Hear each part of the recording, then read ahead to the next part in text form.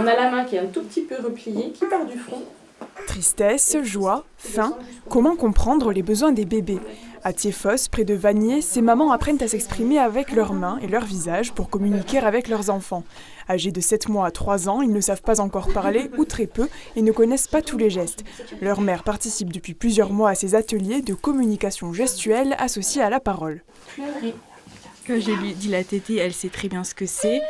Il y a aussi l'eau, le bain, enfin le rituel du bain, enfin tout ce qui est au niveau, on va dire les grands besoins, ça elle le comprend, même si elle le fait pas. Il pleurait, je fais téter, rien, ça marche pas. Et il me fait ça. Et bah donc du coup on lui a donné de l'eau et il s'est rendormi juste après. Ça nous a sauvé plusieurs situations avec mon fils quand il avait 9-10 mois. Il était capable de nous faire des signes qu'il n'était pas capable de dire. Formatrice depuis 1 an, Mélissa Sefarg a d'abord appris auprès d'associations et avec son propre fils. Selon elle, cette méthode importée des États-Unis dans les années 2000 ne freine pas l'apprentissage de la parole. La communication gestuelle, c'est un outil supplémentaire. Ils vont nous entendre, ils vont entendre le mot qu'on va leur prononcer, par exemple le chat. Ils vont pouvoir visualiser le chat lorsque le chat passe. Et ils vont encore, en plus de ça, avoir le signe du chat. Donc ça va vraiment venir appuyer leur base d'apprentissage. Lorsqu'on signe, ça va être la configuration de la main. Ça va être l'orientation, l'emplacement, le mouvement.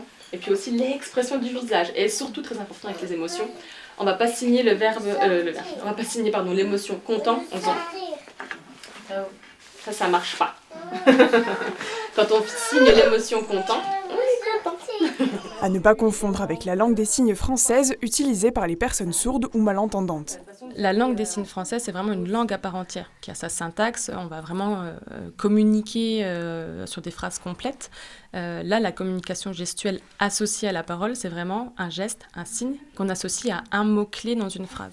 Moyennant 15 € l'heure, les ateliers de Mélissa rencontrent un certain succès à domicile ou dans des maisons d'assistantes maternelles vosgiennes. Prochain objectif, assurer cette formation auprès d'enfants handicapés et leurs familles. Vraiment comme si on vient faire des petits châteaux.